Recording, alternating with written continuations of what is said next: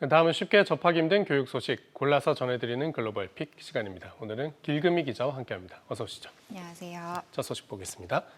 영국 교원노조 기후위기 교육 제도화 촉구. 학교에서도 기후위기 가르쳐야 된다 이 말이군요. 네, 맞습니다. 이 영국의 학교 노조들이 이 기후 변화와 관련한 교육 제도를 강력히 촉구하고 나섰습니다. 이 글래스고에서 열리는 기후 변화 총회를 앞두고 이 교육 노조가 이 교육부 장관에게 이 기후 위기 교육을 이 교육 과정 내에 포함시킬 것을 주장하는 이 공동 서한을 보낸 것으로 알려졌습니다.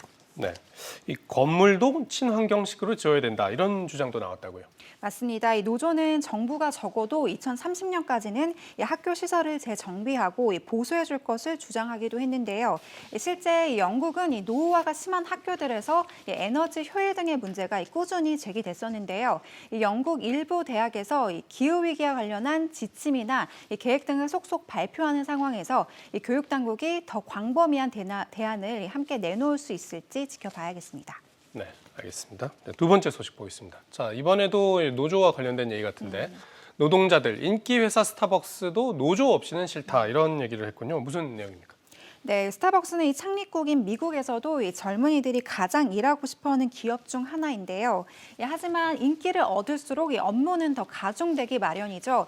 우리나라 스타벅스에서도 얼마 전 굿즈 이벤트가 열리면서 직원들이 과중한 업무를 호소한 적도 있는데요. 그래서일까요? 이 노동자들이 지속 가능한 업무를 달성하기 위한 조건으로 이 노조 여부를 가장 중요하게 여기는 것으로 나타났습니다.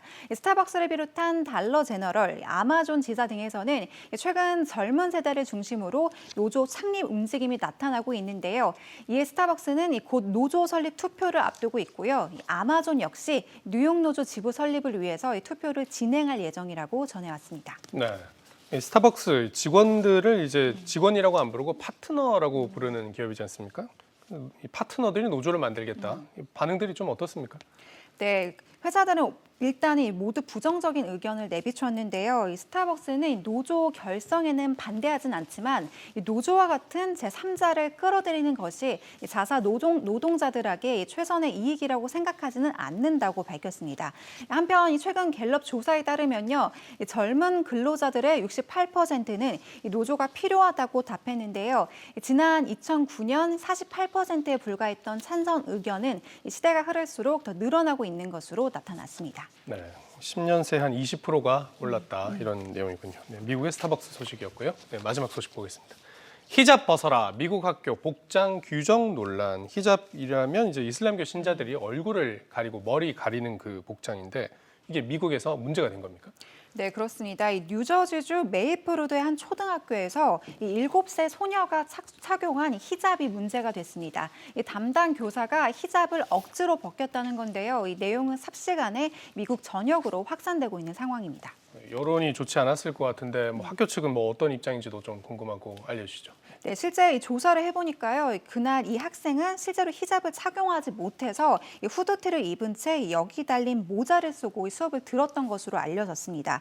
그러니까 이 교사는 히잡을 벗기기 위해 무력을 가한 게 아니라 평소 히잡을 쓰고 다녔기 때문에 이 후드티 모자만 벗기려고 그랬다고 해명을 한 건데요. 뉴저지주 이슬람 단체는 이 교사의 즉각적인 해명에도 불구하고 해고를 요구하고 있는 상황입니다.